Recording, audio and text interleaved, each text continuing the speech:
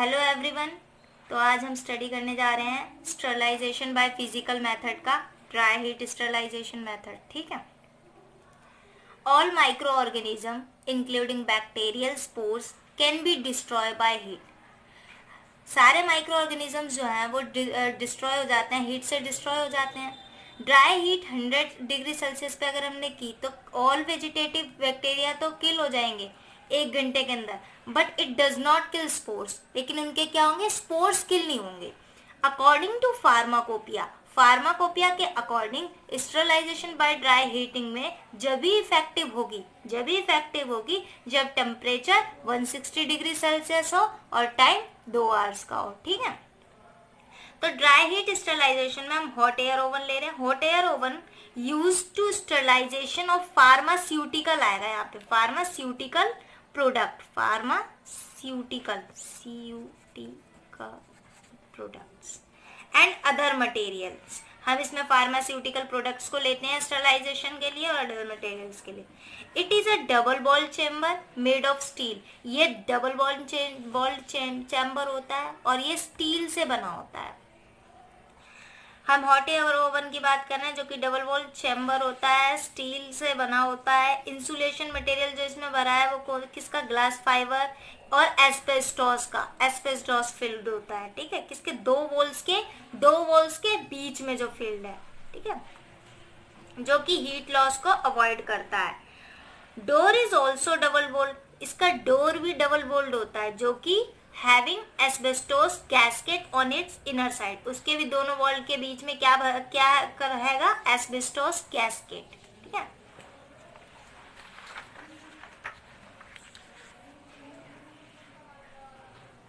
To और 3 perforated shelves होती हैं जो कि फिक्स्ड होती हैं inside the oven to place the material for sterilization. Sterilization के लिए जो हम मटेरियल उसके अंदर रखेंगे वहां पे 2 या 3 परफोरेटेड शेल्फ होती हैं, परफोरेटेड ऐसी दिखती हैं।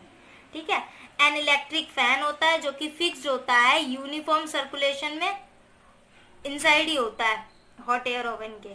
इन the oven in order to maintain the required temperature in all the shelves. Oven के अंदर हमें टेम्परेचर मेंटेन करके रखना पड़ेगा तीनों शेल्फ्स में। Heating element are fitted on the bottom of the oven and it is thermostatically controlled. Heating oven जो heating element जो है वो नीचे की साइड है, बॉटम में है, जो कि इसे हीट करेगा।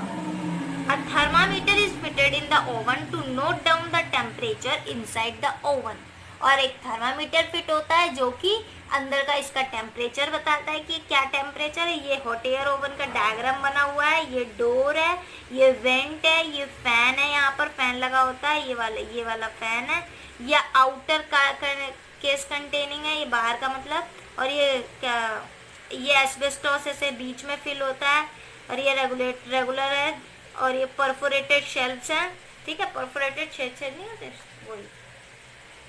अब हम पढ़ेंगे कि इसकी क्या प्रिकॉशंस लेनी चाहिए। प्रिकॉशंस हमें ये लेनी है कि पहला, glass apparatus must be wrapped with clean cloth आएगा, क्लीन क्लॉथ और filter paper and container must be plugged with non absorbent cotton wool. Glass का जो अपैरेटस है मस्ट बी रैप किससे करना है, क्लीन क्लॉथ से रैप करना है, और फिल्टर पेपर हो या क्लीन क्लॉथ हो, और कंटेनर को प्लग ऊपर की साइड से क्या, किससे, नॉन एब्जॉर्बेंट कॉटन वुल से प्लग्ड कर देना है। ठीक है। दूसरा पॉइंट क्या कहता है प्रिकॉशन का, the articles and substances which are to be sterilized should not be placed at the floor of the oven as it receive direct heat and become much hotter. जो भी हमें स्टरलाइज करना है वो बॉटम पे ही नहीं रख देना है। अगर हम नीचे ही रख देंगे तो वो तो जल्दी से हीट हो जाएगा, ज्यादा हीट हो जाएगा। ठीक है। The oven should not be overloaded with the material meant for sterilization. और हमें स्टरलाइजेशन के वक्त ओवन में ओवरलोड भी नहीं कर देना है कि बहुत सारे एकदम से भर दिया उसमें, और हीट फिर तो यूनिफॉर्म भी नहीं जाएगी। there should be sufficient space in between the articles so that there is uniform distribution of heat। हमें इसमें sufficient स्पेस रखना है जो भी हम अंदर मटेरियल आर्टिकल्स रखेंगे सफिशिएंट स्पेस होना चाहिए उनके बीच में, ताकि यूनिफॉर्म डिस्ट्रीब्यूशन हीट बनी रहे। After heating the content of the oven, ये नोट कर लो, after heating the content of the oven for 2 hours at 160 degree Celsius, the article are allowed to remain there till the temperature comes down to 40 degrees Celsius. The sterilized material is then removed from the oven. 160 degree Celsius जब हम oven में temperature maintain करते हैं, हमें जब तक उसके अंदर स्टरलाइज मटेरियल नहीं निकालना जब तक उसका टेम्परेचर 40 डिग्री सेल्सियस ना हो जाए। हॉट एयर ओवन के एडवांटेजेस हैं drying heat material. First advantage क्या है? इट इज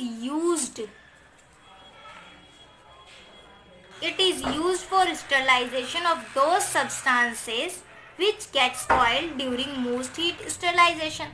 हम इसमें ड्राई हीट स्टरलाइजेशन में उन सब्सटेंसेस को स्टरलाइज करते हैं जो मॉइस्ट हीट स्टरलाइजेशन में स्पॉइल हो जाते हैं।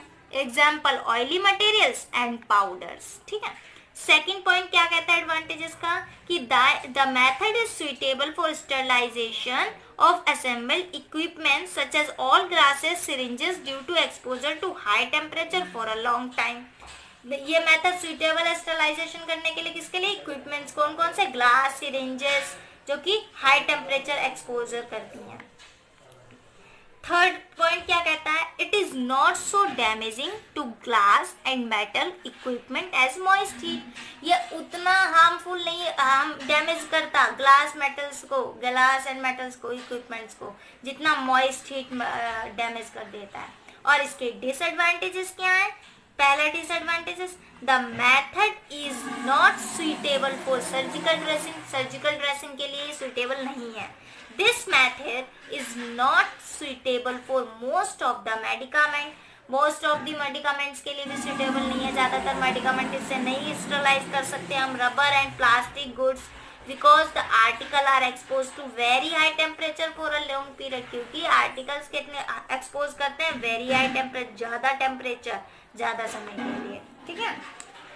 अब हम इसकी कुछ applications लेंगे dry heat sterilization method की।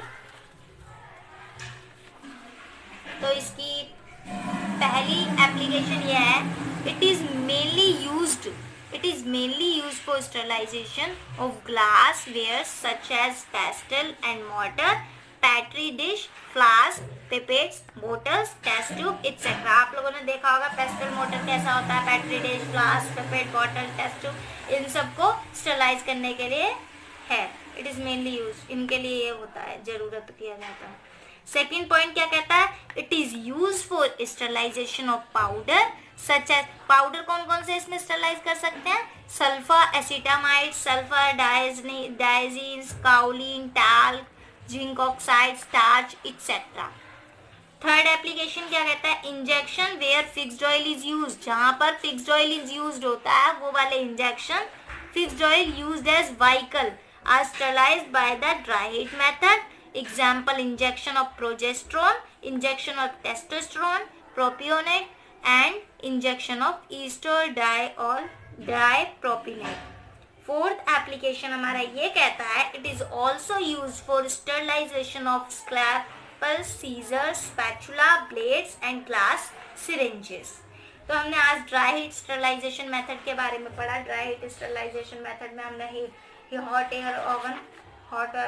एयर ओवन के बारे में पढ़ा, उसकी एप्लीकेशंस, एडवांटेजेस, डिसएडवांटेजेस, उसका डायग्राम समझा। तो थैंक यू गाइस। आगे